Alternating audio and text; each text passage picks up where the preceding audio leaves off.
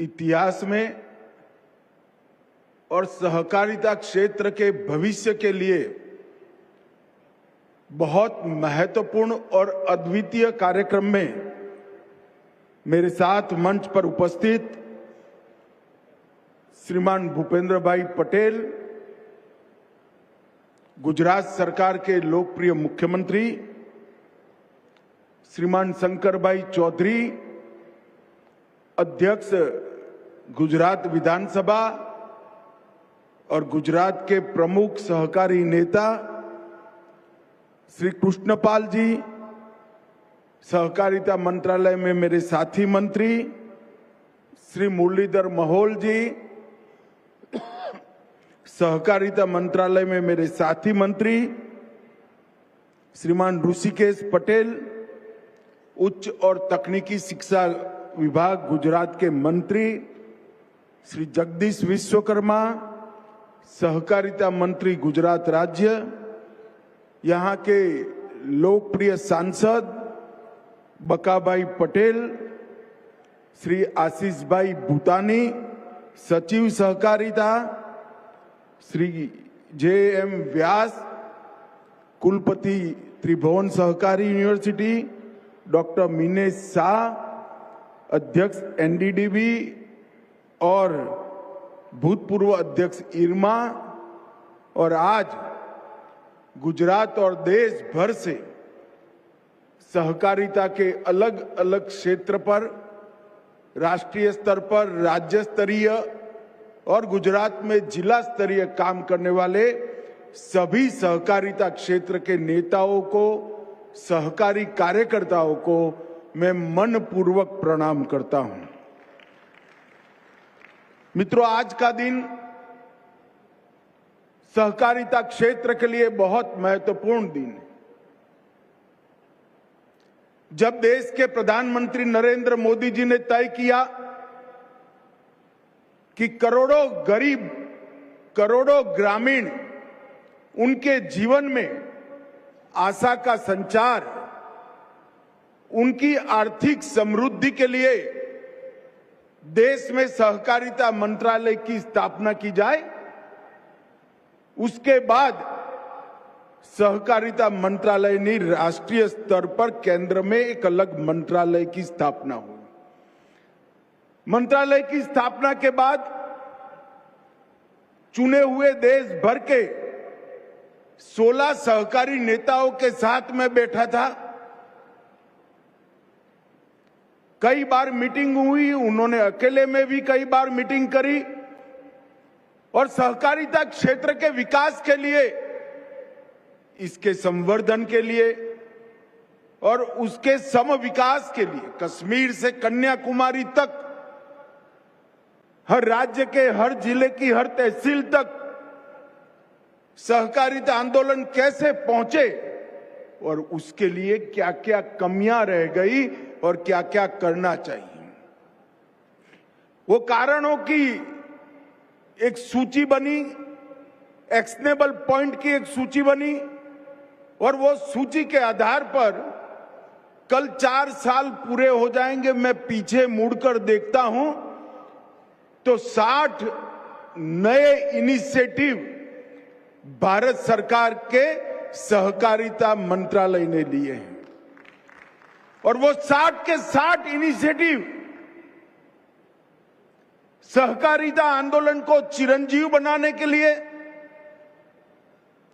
सहकारिता आंदोलन के समान रूप से विकसित करने के लिए, सहकारिता आंदोलन को पारदर्शी बनाने के लिए, सहकारिता आंदोलन को लोकतांत्रिक बनाने के लिए, सहकारिता के माध्यम से किसान की खेती के अलावे जो इनकम होती है उसको बढ़ाने के लिए और सहकारिता आंदोलन में मातृशक्ति और युवाओं की सहभागिता बढ़ाने के लिए है। मगर आज हम जो करने जा रहे हैं, वास्तव में तो आज मुझे नाम याद नहीं है, शायद सहकारिता मंत्रालय के ही कर्मचारी थे।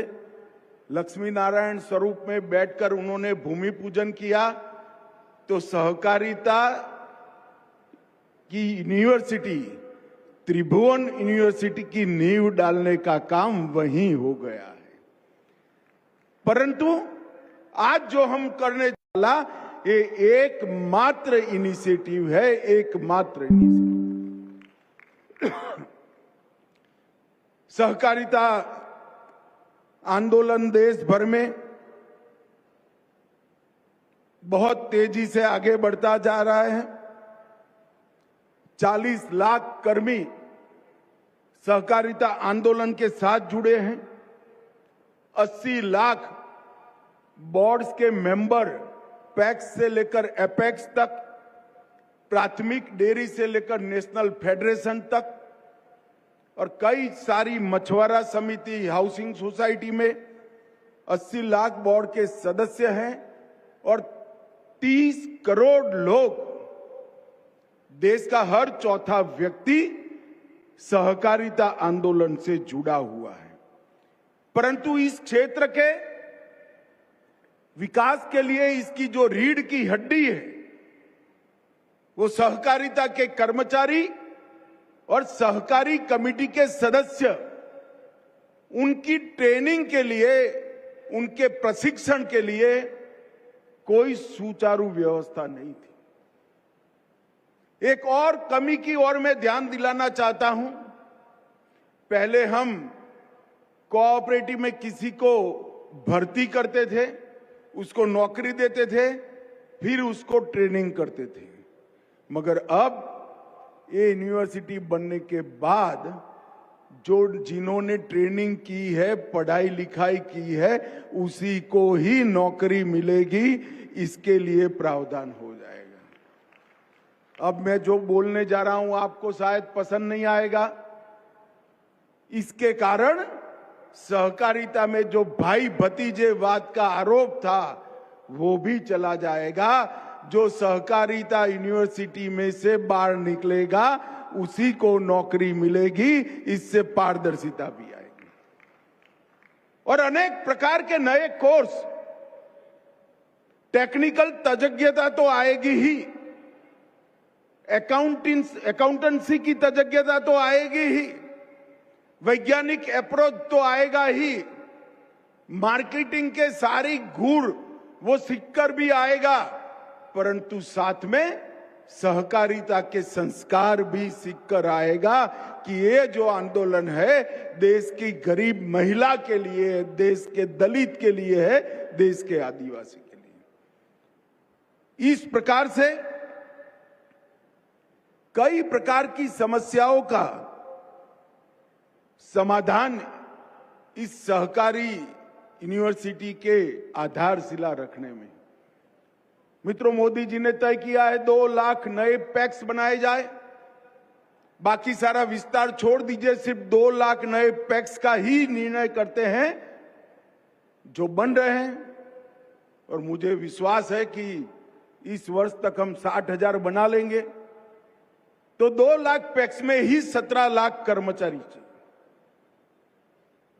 और कई सारी जिला डेयरियां बन रही है, कई सारी डेयरीज बन रही है।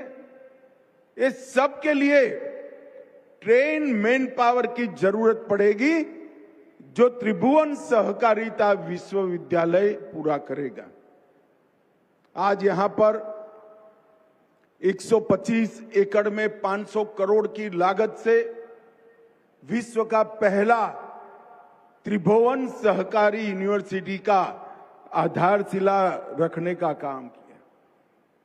ये यूनिवर्सिटी कोऑपरेटिव में नीति निर्माण का काम करेगी, डेटा विश्लेषण का काम करेगी, 5 साल, 10 साल और 25 साल की देश भर के कोऑपरेटिव के विकास की रणनीति करने का काम करेगी। अनुसंधान को भी इस यूनिवर्सिटी के साथ जोड़ा गया है। और सबसे बड़ी बात है, ये यूनिवर्सिटी सिर्फ सहकारी कर्मचारी पैदा नहीं करेगी, यहां से त्रिभुवन भाई जैसे समर्पित सहकारी नेता भी पढ़ लिख कर सहकारिता क्षेत्र की नेतृत्व करेंगे। और मित्रों, सीबीएसई ने शुरुआत की है। भूपेंद्र भाई विधानसभा अध्यक्ष और शिक्षा मंत्री तीनों यहां बैठे हैं।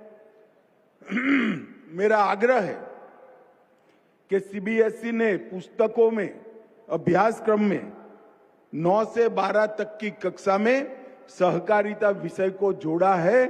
गुजरात सरकार भी अपने अभ्यासक्रमों में सहकारिता विषय को जोड़े, जिससे आम लोग सहकारिता के महत्व को जाने।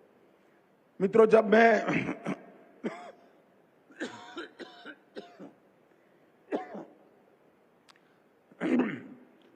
त्रिभुवन सहकारिता यूनिवर्सिटी का विधेयक लेकर खड़ा हुआ, उसके पहले अध्यक्ष जी ने मुझे चैम्बर में बुलाया। उन्होंने कहा कुछ कांग्रेस के नेता मिले थे, वो कह रहे थे कि इसका नाम त्रिभुवन क्यों रखा है। मैंने बोला ठीक है अध्यक्ष जी, अब उनका विरोध है तो मुझे जवाब देना पड़ेगा, क्या कर सकते हैं, ये तो सरकार का निर्णय है। मैं आज कांग्रेस के उस नेताओं को जवाब देने के लिए इस मंच पर बैठा हूं कि यूनिवर्सिटी का नाम त्रिभुवन सहकारी यूनिवर्सिटी क्यों रखा। शायद उन लोगों को मालूम नहीं था त्रिभुवन ये ईश्वर का नाम से ये यूनिवर्सिटी नहीं रखा है, त्रिभुवन दास काशीदास पटेल के नाम से यूनिवर्सिटी का नाम रखा है। और मुझे कोई झिझक नहीं है, ये कोऑपरेटिव यूनिवर्सिटी जिसकी नींव पारदर्शिता, जवाबदेही, तज्ञता, अनुसंधान और सहकारी संघ भाव की, सहकारिता की भावना के विकास के लिए डालने का काम हो रहा है, उसके लिए त्रिभुवन दास पटेल से उचित व्यक्ति और कोई नहीं है, वो त्रिभुवन दास के नाम से ही। कांग्रेस के नेताओं को तो बेचारों को यह भी मालूम नहीं था कि त्रिभुवन दास जी मेरी पार्टी के नेता नहीं थे, त्रिभुवन दास जी कांग्रेस पार्टी के नेता थे। उस वक्त तो मेरी पार्टी की स्थापना भी नहीं हुई थी। यही त्रिभुवन दास जी है जिन्होंने पॉल्सन दिल्ली की दादागिरी के सामने सरदार पटेल के मार्गदर्शन में यही भूमि पर, यही वीर भूमि पर एक नया विचार का बीज बोने का काम किया। एक छोटी सी मंडली दूध इकट्ठा करने की रखी गई और उसके माध्यम से किसानों की सशक्तता के लिए एक बहुत बड़ा अभियान चला। 1946 में खेड़ा जिला दूध उत्पादक सहकारी संघ, इसकी स्थापना हुई और आज वो त्रिभुवन दास ने बोया हुआ बीज वटवृक्ष बनकर पनपा है। 36 लाख बहनें 80,000 करोड़ का कारोबार करती है और किसी ने 100 रुपए से ज्यादा पूंजी नहीं रोकी। पॉल्सन की शोषणकारी नीति के सामने सहकार की, संगठन की शक्ति खड़ी करने का काम ये त्रिभुवन दास जी ने किया। और आज अमूल ब्रांड से विश्व का खाने पीने की चीजों के क्षेत्र में सबसे मूल्यवान ब्रांड अमूल बनकर उभरा है। ये हम सब के लिए गौरव का विषय है।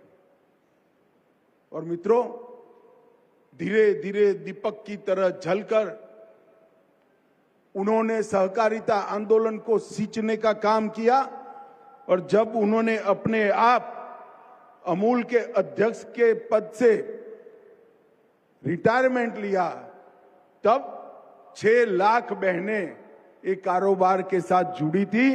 सबने एक एक रुपया देकर 6 लाख रुपया त्रिभुवन भाई को थैली भेंट की।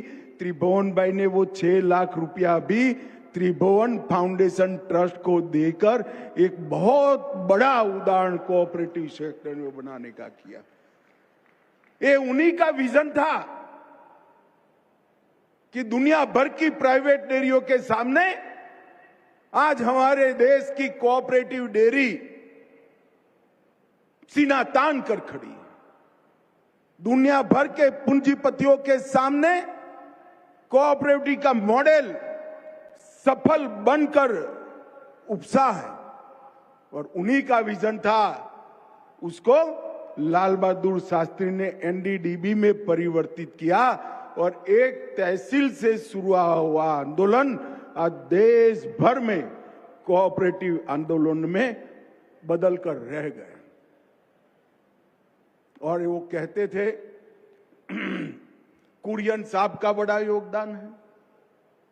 कुरियन साहब का योगदान तो है ही, इसको कोई नकार नहीं सकता। गुजरात में ये संस्कार नहीं है कि किसी के भी योगदान को नकारा जाए। जो लोग बोल रहे हैं उन्होंने कुरियन साहब की शताब्दी के लिए कुछ नहीं किया। ये अमूल ही है जो कुरियन का शताब्दी वर्ष मनाने का काम कर रहा है। और कुरियन साहब को नीदरलैंड पढ़ने लिखने के लिए भेजने का काम भी हमारे त्रिभुवन दास पटेल साहब ने किया था और उन्होंने उनको फ्री हैंड देकर ये पूरी चीज का निर्माण कर। एक सहकारी नेता हर सदस्य की भलाई के लिए सोचकर अगर काम करता है तो राष्ट्र के निर्माण में और राष्ट्र के समृद्धि बनाने की प्रक्रिया में कितना बड़ा योगदान कर सकता है, उसका एक आदर्श उदाहरण त्रिभुवन दास काशीदास पटेल ने यहां पर प्रस्तुत किया था। यही भूमि पर किया था, यही भूमि पर यूनिवर्सिटी बन रही है। और आज मैं फिर से डंके की चोट पर कह रहा हूं, वो यूनिवर्सिटी का नाम त्रिभुवन सहकारी यूनिवर्सिटी रखने का हमारा फैसला है, वो उचित ही फैसला है।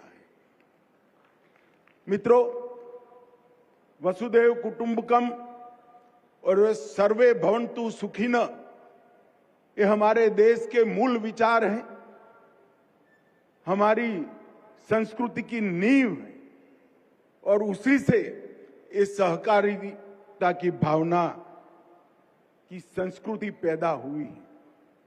ये संस्कृति आर्थिक कल्याण के साथ साथ मानव कल्याण, पशु कल्याण और पर्यावरण को समृद्ध करने के साथ साथ अब गरीब कल्याण के क्षेत्र में भी अपना योगदान दे रहा है। 30 करोड़ सदस्य जिसके है ऐसा एक आंदोलन, जिसकी एक प्रकार से शिक्षा के बारे में एक बड़ा वैक्यूम का अनुभव होता जाता था। शिक्षा में वैक्यूम था तो नवाचार और प्रशिक्षण में भी वैक्यूम आया, संस्थाओं के बीच में समन्वय में भी वैक्यूम आया और सहकारिता यूनिवर्सिटी बनने के साथ ही ये त्रिभुवन सहकारिता यूनिवर्सिटी ये सारे वैक्यूम को समाप्त कर देगी। नीतियों का भी निर्माण करेगी, नवाचार को बढ़ावा देगी, अनुसंधान का नींव डालेगी, प्रशिक्षण तो करेगी ही करेगी और देश भर के सहकारी संस्थाओं के प्रशिक्षण का एक ही समान प्रकार से कोर्स बनाकर देश भर की सहकारिता को एक ही प्रकार से आगे बढ़ाने का काम ये यूनिवर्सिटी करेगी। पहले प्रतिभाएं थी मगर प्लेटफॉर्म नहीं था। अब उन प्रतिभाओं को ये यूनिवर्सिटी प्लेटफॉर्म देने का काम करे। दिशा तो दिखाई थी त्रिभुवन काका जैसे लोगों ने, परंतु मार्गदर्शन नहीं था। यहां से नीति बनकर वो दिशा पर किस रास्ते पर चलना उसका मार्गदर्शन भी मिलेगा। आत्मनिर्भरता थी परंतु पूंजी नहीं थी। पूंजी कैसे प्राप्त की जाए और प्राप्त की हुई पूंजी कैसे मुनाफे के साथ लौटाई जाए, इसकी तज्ञता भी यहीं से आएगी। और योजनाएं तो बनती थी मगर जमीन पर नहीं उतरती थी। 2 लाख पैक्स और पुराने 85,000 पैक्स के माध्यम से सभी योजनाओं को जमीन तक उतारने का काम ये त्रिभुवन सहकारिता यूनिवर्सिटी देखेगी। एक प्रकार से देखा जाए तो इस मेगा वैक्यूम को भरने का काम त्रिभुवन सहकारिता यूनिवर्सिटी करेगी। वो वैक्यूम ने हमारे सहकारिता आंदोलन को एक प्रकार से सिकुड़ कर रख दिया था। अब वो फलेगा, फूलेगा, आगे बढ़ेगा और पूरे विश्व में सहकारिता का सबसे बड़ा गढ़ अगर कहीं बनेगा तो हमारे भारत में बनेगा। एक युगांतकारी कदम नरेंद्र मोदी जी के नेतृत्व में हमने लिया है और यही यूनिवर्सिटी और यहां बनाई हुई नीतियां और अभ्यासक्रम सहकारिता के आर्थिक मॉडल से जन आंदोलन में परिवर्तित करने का काम करेंगे। मित्रों, मुझे पूरा विश्वास है कि सहकारिता हमारे ग्रामीण अर्थव्यवस्था और टाउन की अर्थव्यवस्था की राष्ट्रीय मुख्य विकास धारा बन जाएगी। इसमें मुझे कोई आपत्ति नहीं है। NCEL, NOCL और BBSL जो बीज, एक्सपोर्ट और प्राकृतिक खेती के उत्पादों को बेचने का काम कर रहे हैं, विश्व की सबसे बड़ी अन्न भंडारण योजना हमने आगे बढ़ाई है और इसके साथ साथ कई सारे इनिशिएटिव हमने लिए हैं। परंतु ये सब के लिए योग्य कर्मचारी मिलना, इस सब के लिए योग्य सहकारिता आंदोलन के सिपाही मिलना, ये काम ये यूनिवर्सिटी करेगी। पैक्स, डेयरी, मत्स्य पालन, शहरी सहकारी बैंक, आवास, क्रेडिट और खादी ग्राम उद्योग, कई सारे क्षेत्रों में अब एक्सपर्टी की जरूरत है। हम कोऑपरेटिव टैक्सी भी लाना चाहते हैं, कोऑपरेटिव इंश्योरेंस कंपनी भी बनाना चाहते हैं। अगर ये सब करना है तो हमें हर क्षेत्र के विशेष ज्ञान वाले अधिकारी भी चाहिए, कर्मचारी भी चाहिए और सहकारी नेता भी चाहिए। अब पैक्स नई पीढ़ी की सहकारिता को स्टार्टअप के साथ जोड़ेंगे। डिजिटल प्लेटफॉर्म, डेटा ड्रिवन निर्णय और डेटा के आधार पर एनालिसिस कर नीतियों का निर्माण करना है, वो हमारी यूनिवर्सिटी करेगी। इसमें डिजाइन और विषय वस्तु का मानकीकरण, सहकारी क्षेत्र में उत्कृष्ट केंद्रों का स्थापन, अनुसंधान केंद्र और हर राज्य में संबद्ध कोऑपरेटिव प्रशिक्षण के संस्थान बनाने का काम ये यूनिवर्सिटी करेगी। शुरुआत अभी हुई है, पूरा अभ्यासक्रम बनाने की प्रक्रिया भी चल पड़ी है। इससे मैं आज पूरे देश के सहकारिता क्षेत्र का आह्वान करना चाहता हूं कि देश भर के सहकारिता के प्रशिक्षण से जुड़े हुए विशेषज्ञ सहकारिता यूनिवर्सिटी, त्रिभुवन सहकारी यूनिवर्सिटी से जुड़े और अपना योगदान दे।